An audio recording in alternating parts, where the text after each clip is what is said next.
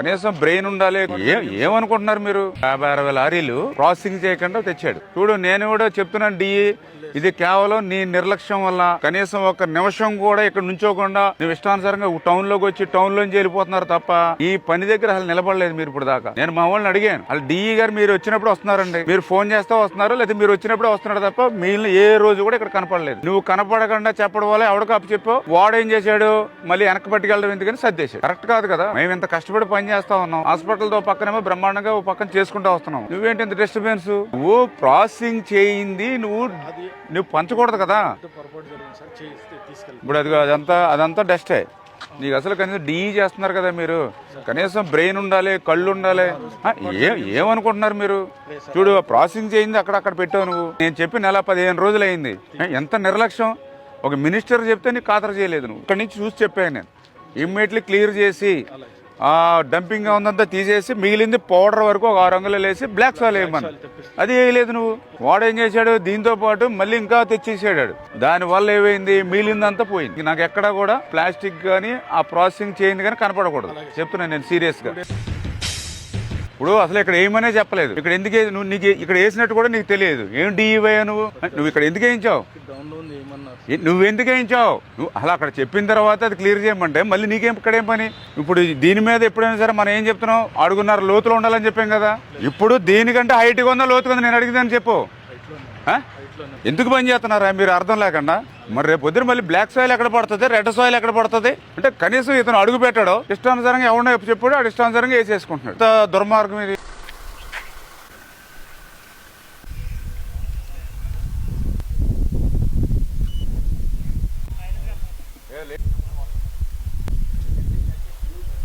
పోతుందా, ఎక్కడ తగ్గిపోతుంది అది?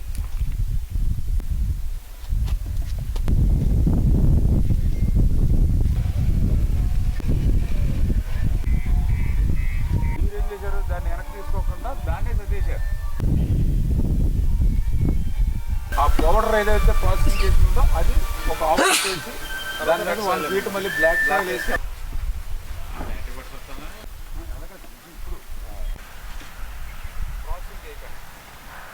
ఏదైతే ఇప్పుడే మనం చూస్తాం. ప్రభుత్వ ఆసుపత్రికి సంబంధించి కూడా ఈవేళ సుందరీకరణ ఆరోగ్యంగా ఉండాలనే ఉద్దేశంతో ఎల్లుడ నుంచి 1,50,00,000 రూపాయలతోటి అది పనులు మనం ముమ్మరంగా చేస్తూ ఉన్నాం.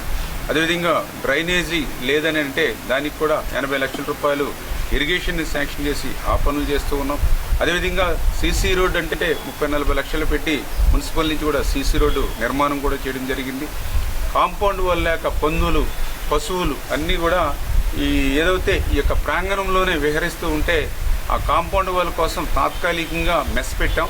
ఈ మెస్ కూడా తాత్కాలికంగా ఉందని మొన్ననే రిక్వెస్ట్ చేసి సీఎం గారిని 1,80 లక్షల రూపాయలు నిధులు మంజూరు చేసి ఇప్పుడు టెండర్లు కంప్లీట్ చేసుకుని ఆ కాంపౌండ్ వాళ్ళు కూడా ఈరోజు నిర్మాణం సెక్యూరిటీ కూడా ఏర్పాటు చేయబోతున్నాము తొందరలో.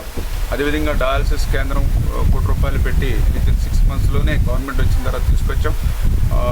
అదేవిధంగా బిల్డింగ్ను కూడా పునర్నిర్మాణం చేసి దాన్ని కూడా ఆరోగ్యంగా సుందరంగా తీర్చిదిద్దుతూ ఉన్నటువంటి పరిస్థితి. అంటే ఈ రకంగా ఈరోజు ఆదివారం అయినప్పటికీ కూడా సెలవు లేకుండా, మాకు సెలవు లేకపోవడమే కాదు కొంతమంది అధికారులకు కూడా సెలవు లేకుండా చేసి పొద్దున్న నుంచి అర్ధరాత్రి వరకు కూడా పనులు చేసుకుంటూ వెళ్తూ ఉన్నాం. అయితే కొంతమంది అధికారులు నిర్లక్ష్యం వల్ల, నిర్లిప్తత వల్ల, లెక్కలేని తనం అనుకోవాలో తెలియదు కానీ వాళ్ళు చేసేటువంటి తప్పులు కూడా ఈవేళ మేము ఇంత కష్టపడి పనిచేస్తున్నా కూడా మాకు ఇబ్బందులు చూడడానికి చిక్కులుగా ఉన్నటువంటి పరిస్థితి. ఇప్పుడే మేము చూసాం, ఏదైతే మన ప్రభుత్వ ఆసుపత్రి దగ్గర ఏదైతే డంపింగ్లో ప్రాసెస్ చేసినటువంటి మట్టి ఏదైతే ఉందో ఆ మట్టితో ఫిల్ చేసుకోవాలి. కానీ మధ్యలో మరి ఏజెన్సీ కూడా కృతి పడ్డారు. మరి డిఈ కళ్ళు ఆయన కనిపించక ప్రాసెసింగ్ అవ్వనటువంటిది కూడా ఒక 60 ట్రిప్పుల దాకా ఇక్కడ తీసుకురావడం, దాన్ని సదరడం పరిస్థితి మనం ఇక్కడ చూసాం.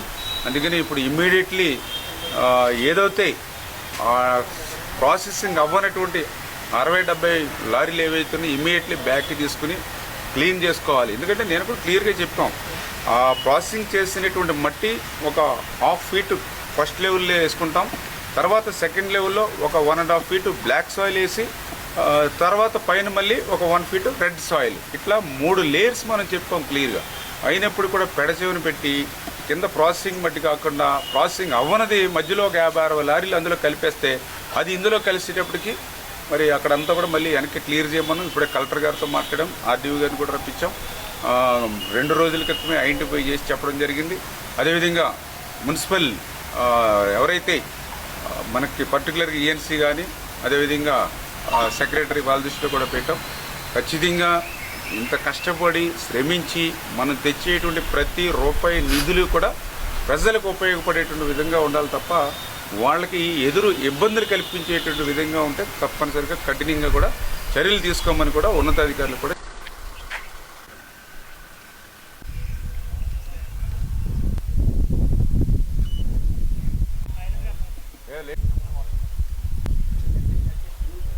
పోతుందా, ఎక్కడ దాకా పోతుంది అది?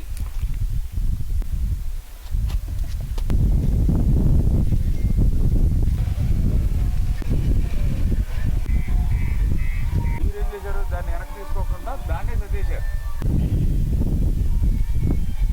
ఆ పౌడర్ ఏదైతే ప్రాసెసింగ్ చేసిందో అది ఒక ఆఫ్ చేసి దాని మీద 1 ఫీట్ మళ్ళీ బ్లాక్ సాయిల్ వేసి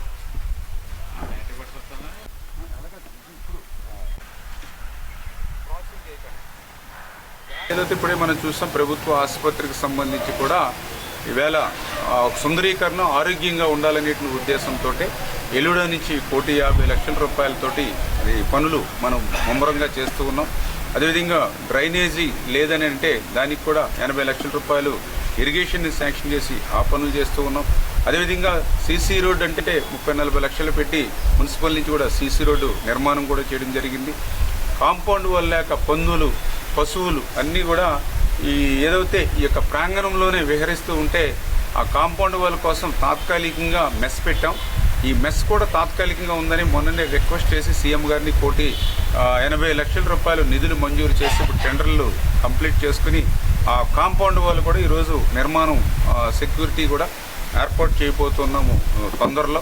అదేవిధంగా డయాలసిస్ కేంద్రం 1 కోటి రూపాయలు పెట్టి వితిన్ 6 మంత్స్లోనే గవర్నమెంట్ వచ్చిన తర్వాత తీసుకొచ్చాం.